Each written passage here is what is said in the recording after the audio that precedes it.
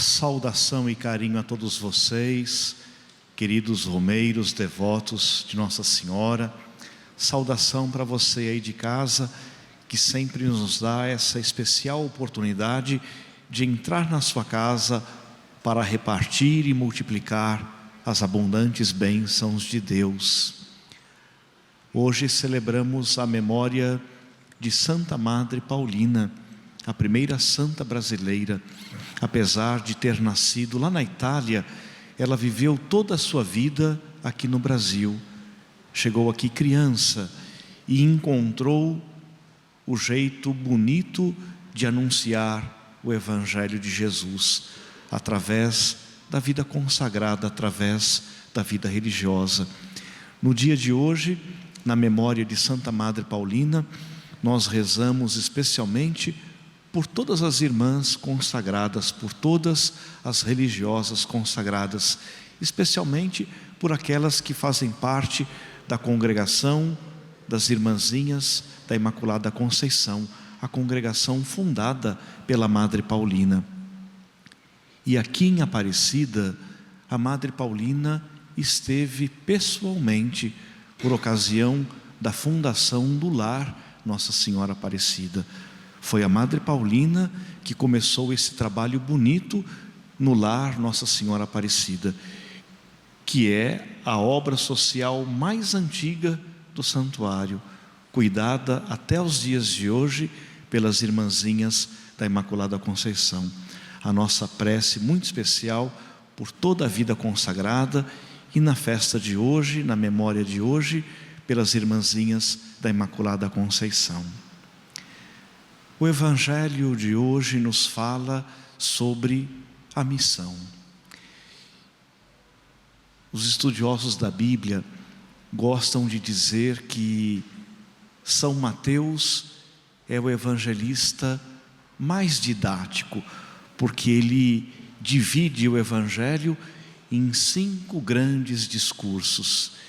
E o trecho que nós ouvimos hoje faz parte do assim chamado discurso missionário. Jesus dirige uma palavra muito especial aos seus apóstolos, aos seus discípulos, oferecendo as recomendações especiais, as recomendações mais importantes para o anúncio do Evangelho. E ele começa dizendo que o mais importante para todos nós cristãos é anunciar a chegada do reino de Deus. Proclamai a chegada do reino de Deus. Anunciai, diz Jesus, que o reino de Deus já chegou. Não é exagero dizer que entre todos os ensinamentos de Jesus, o reino de Deus sempre ocupou o lugar mais importante. Quando a gente revisita os evangelhos, quando a gente vai folheando o Novo Testamento, a gente percebe que Jesus nos fala de muitas coisas. Jesus nos fala do amor de Deus, da fraternidade, do perdão, da justiça. Mas Jesus nos fala sobretudo do reino de Deus. E é interessante que para falar do reino de Deus, Jesus sempre vai utilizar aquelas grandes imagens, as grandes parábolas, para nos explicar o que de fato significa o reino de Deus. E eu tenho certeza que vocês vão concordar comigo. Quando Jesus se refere ao reino de Deus, é como se ele dissesse de alguma coisa que está ao alcance das nossas mãos. Quando Jesus fala do reino, ele não se refere a valores que estão ali longe, distantes da nossa vida, não. O reino de Deus está sempre muito próximo. Ele vai dizer: o reino de Deus já está entre vós. Por isso que são grandes e bonitas as imagens que Jesus utiliza para falar do reino. Jesus compara o reino de Deus a uma pérola de valor inestimável, a um tesouro escondido no campo, ao fermento que dá levedura à massa. Jesus compara o reino de Deus a uma pequena semente, ao grão de mostarda, uma semente menor que a cabeça de um alfinete, mas que quando é plantada e cultivada, vai germinar, vai florescer, vai se transformar num arbusto de 4 metros, que no mês de abril, quando é primavera na terra de Jesus, vai abrigar os pintacilgos que fazem seus ninhos. O reino de Deus é essa presença tão especial do próprio Deus na nossa vida. O reino de Deus é sinal de esperança, de coragem, de força.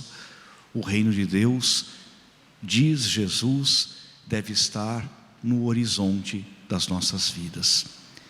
Mas o Evangelho continua, e as recomendações de Jesus são também muito práticas.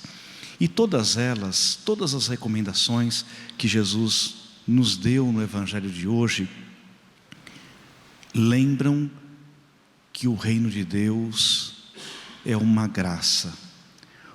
Não é preciso pagar nada por ele.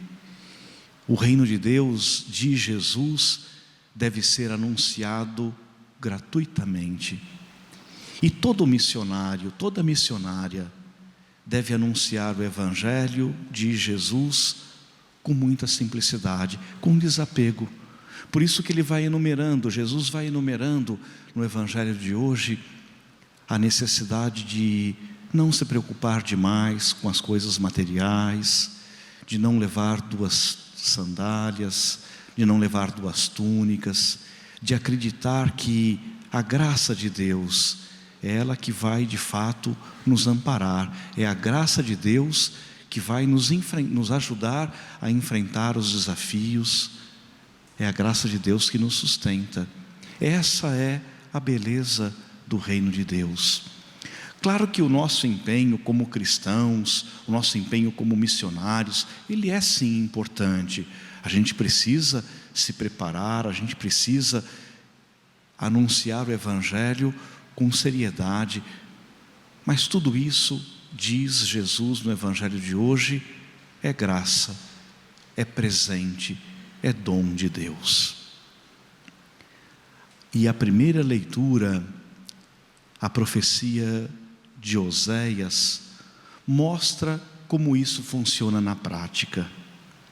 A beleza da profecia de Oséias é mostrar que Deus nunca desiste da gente.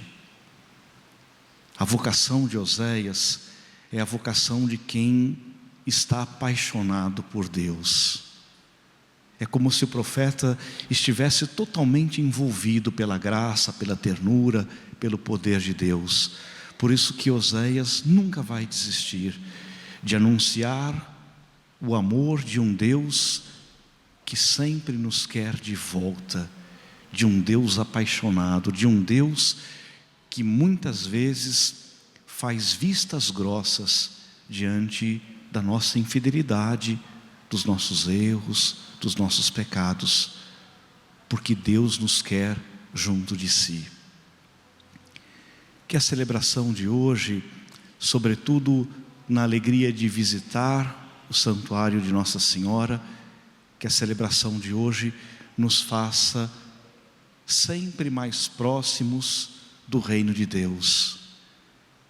E aproximar-se do reino de Deus significa fazer o bem, ser capaz de ajudar as pessoas, de promover a justiça, de promover a fraternidade.